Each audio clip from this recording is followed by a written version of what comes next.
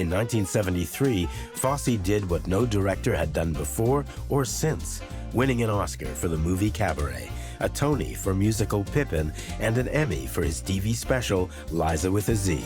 That's a really big deal. I also suspect that it slightly went to his head, and his workload becomes insane, which probably leads to health issues, which are then reflected famously in All That Jazz. 1974. His workload was immense, working concurrently on stage and screen projects. This only served to make his addictions worse, as his appetite for drink, drugs, cigarettes, and women resulted in the first of 3 heart attacks. As a testament to Fosse's drive, this did not hold him back, as he pushed through to complete his 3rd film, Lenny, set in the dingy and desperate comedy clubs of New York City.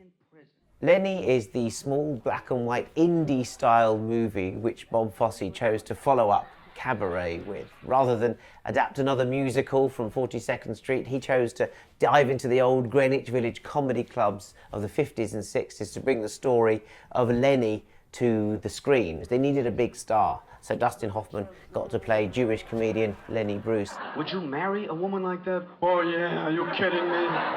Would you let your wife dress that way? No, you kidding, knock her right on her ass. Lenny is the story of the nightclub entertainer Lenny Bruce. It captures the nightclub atmosphere of those Greenwich Village comedy clubs and that scene, that folk scene. But it also throbs with sexuality. The relationship between Lenny and Honey, between Dustin Hoffman and Valerie Perrine, is rather electric. But it's also, when you look at it now, a rather poisonous relationship because she's exploited by Lenny. She looks bruised by the experience, and it's quite a bruising experience as a film. You could see what attracted Bob Fosse to it, because it is about perfection, and it's about artistry, and about not being able to hold your tongue. It's very much a sort of coded letter of defiance from Bob Fosse to say, this is really what I'm about. You can't stop the information, because the information keeps the country strong. You need to deviate. Don't shut him up. You need that madman to stand up, tell you when you're blowing it. Fosse was particularly hard on Valerie Perrine, who played Bruce's wife, Honey. Fosse told Perrine that her boyfriend had been killed in an airplane crash, solely to get the expression of shock he wanted. Perrine won an Oscar nomination for the role. He was one of those directors that lived hard and play hard. He smoked, he did coke, he drank. He had fun. I mean, there's no denying that he belonged to that generation of dictatorial directors. You have directors that want what they want, and they'll make you cry. And I've seen people been called fat elephant, move to the left, and things like that in the most ridiculous circumstances. Did Fosse work through a reign of terror? Possibly. I don't think you need to work like that. But again, I don't think he was the healthiest of individuals at all, and probably not the nicest.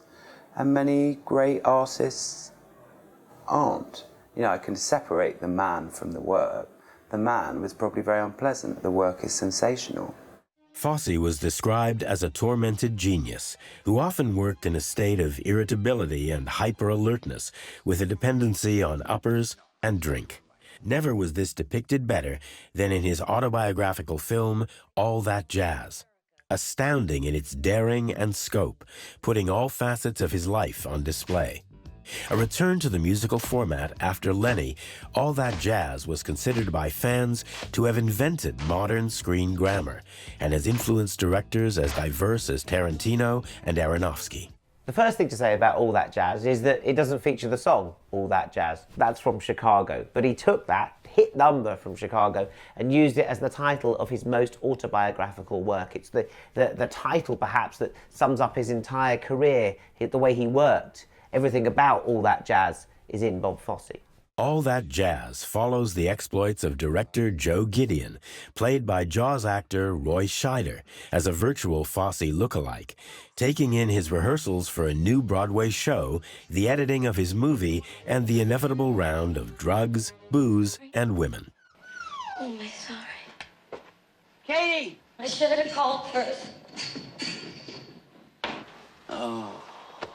When you first see All That Jazz, you think this is made by someone who despises the business. This is someone who just found it all dirty and too difficult and hard work. I mean, it's about death, it's about dance, and it's about kind of keeping the two alive and how they're sort of symbiotic bedfellows, they're partners in each other. Bob Fosse is such an artist. Like, I think this film was a necessity for him to continue living. Like, you know, creating is his bread and butter that gets him through each day.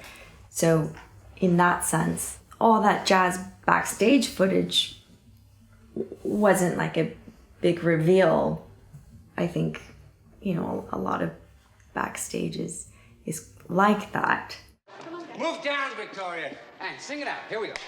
5, 6, 7. Any seat you grab will be first class. 2, 3, 4, 5, 6, 7, 8, and I don't like it.